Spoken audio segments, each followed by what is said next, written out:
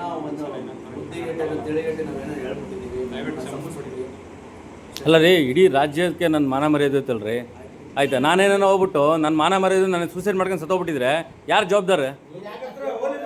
ಯಾರ್ರೀ ಜವಾಬ್ದಾರಿ?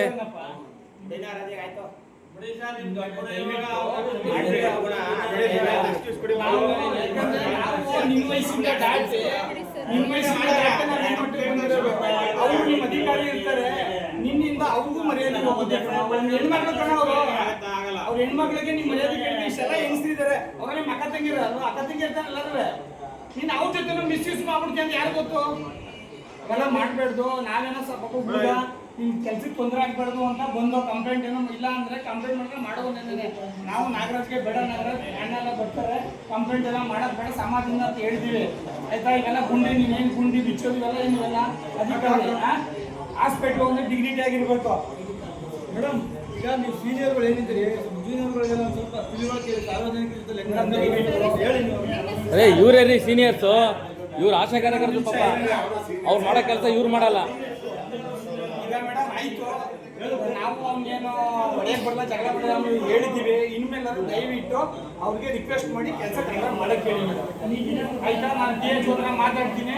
ಆಯ್ತು ಸರ್, ತಪ್ಪಾಯ್ತು ಅಂತ ಹೇಳ್ಬಿಟ್ಟು ನಿಮ್ಮ ಕೆಲಸ ನಾವೇನು ಧಕ್ಕೆ ತರಿಸಲ್ಲ. ನಾನು ಈಗಲೇ ಫೋನ್ ಮಾಡಿ ಹೇಳ್ತೀವಿ ಸರ್, ಅವೇನು ಕೆಲಸಕ್ಕೆ ಏನು ತಗ್ಸ್ಬಿಡಿ, ಪಾಪ ತೊಂದರೆ ಆಗುತ್ತೆ ಜೀವನಕ್ಕೆ, ನಾನೇ ಫೋನ್ ಮಾಡಿ ಹೇಳ್ತೀವಿ.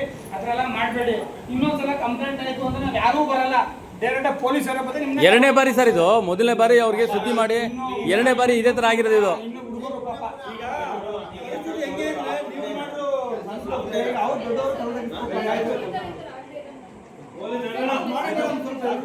ಶಶಿಕಾಂತ್ ಕಾರ್ಯಕ ಪತ್ರಕ ಸಂಘದ ಪ್ರೆಸಿಡೆಂಟ್, ನಾನು ಡಿಸ್ಟ್ರಿಕ್ಟ್ ಪ್ರೆಸಿಡೆಂಟ್. ಜಿಲ್ಲಾಧ್ಯಕ್ಷರು ಬನ್ನೂರು ಬುದ್ಧಿ ಹೇಳ್ಬೇಕಂಡ್ರವ ನೀವು. ತಾಯಿ ತರ ಇದ್ದಾರೆ, ನಿಮ್ಮ ಮಗ ಇದ್ದಾನೆ, ಬುದ್ಧಿ ಹೇಳ್ಬೇಕು. ಒಂದ್ಸಾರಿ ಅಷ್ಟೇ ಹೇಳಲ್ಲ ಅಂದ್ರೆ ಕಾಯಿಸ್ತೀವಿ. ನೀವು ಅಂದ್ರೆ ಒಂದು ನಿಮಿಷಕ್ಕೆ DH ಮನೆ ಫೋನ್ ಮಾಡಿದ್ದು ಎಫ್ಐಆರ್ ಮಾಡಿಸ್ತೀನಿ. ಸಾರ್ವಜನಿಕವಾದ ನಿಮ್ಮ ವೈಯಕ್ತಿಕ ಹಣ ತಗೋಬೇಕು, ಯಾವುದೇ ಸಾರ್ವಜನಿಕರು ಏನಕ್ಕೆ ಅವ್ರ ಮೇಲೆ ದರ್ಶನ